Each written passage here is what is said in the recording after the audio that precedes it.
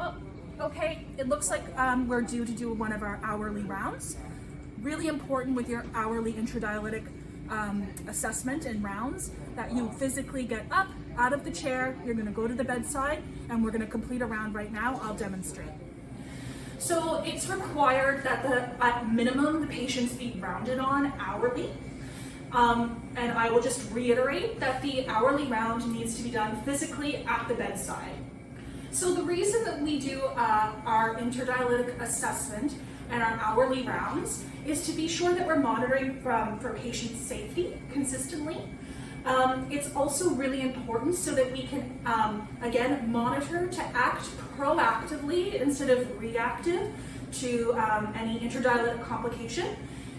Doing your hourly round is also a great time to assess and change your plan of care if you need to. So based off of my observations, the patient's blood pressure, how he's feeling, I could at any time decide to change his UF goal. And so that's really, really important.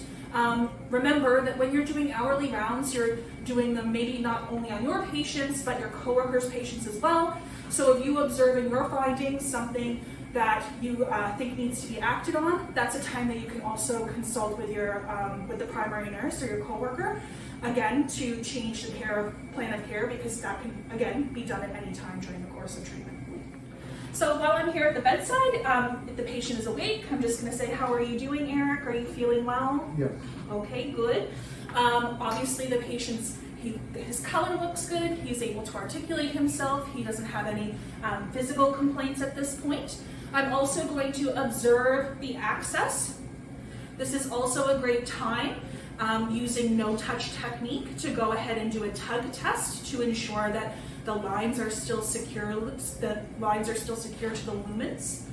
I'm just physically observing the circuit to make sure there's no signs of any leakage. Looks like there's no signs of air getting into the lines anywhere. And now I'm going to go into the intradialysis page, and I'm going to be looking for a few things.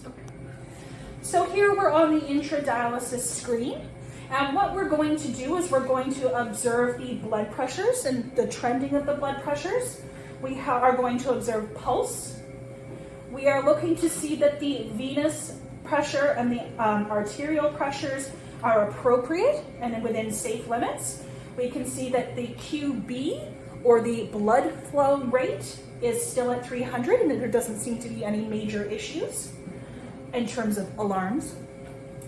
We have our QD, so our dialysate flow, at the ordered rate of 500. We also see that the dialysate temperature, it's ordered for 36. It's sitting at that desired or ordered prescription.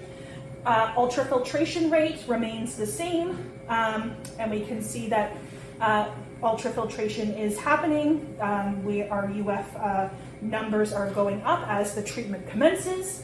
We are also checking the TMP, that is the transmembrane pressure. That is the pressure within the dialyzer that keeps the dialysate on one side of the membrane and the blood on the other. Any drastic changes in TMP during the course of the treatment could be a sign of an unwanted intradialytic complication, such as clotting, and could potentially lead to a blood leak. So that is something you're going to want to monitor.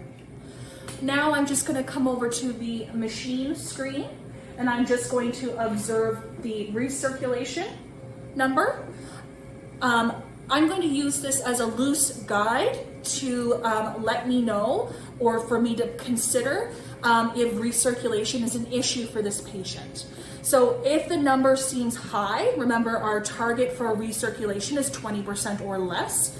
Having a consistently high recirculation on this machine over the past few treatments would potentially make my thought process go to, do I need to consider using the transonic machine, which is the golden ticket for recirculation calculations, and investigate the access and recirculation if it's an issue or not. At this point, I have completed my intradialytic hourly round. I am now going to be sure to come over to the screen and click acknowledge, and I am going to enter my credentials. Remember that this documentation is so important, because if I don't acknowledge the hourly round, it's not considered done. So remember, not documented, not done, and it is standard that this be done at minimum on the every hour. So I've now documented that that's been completed.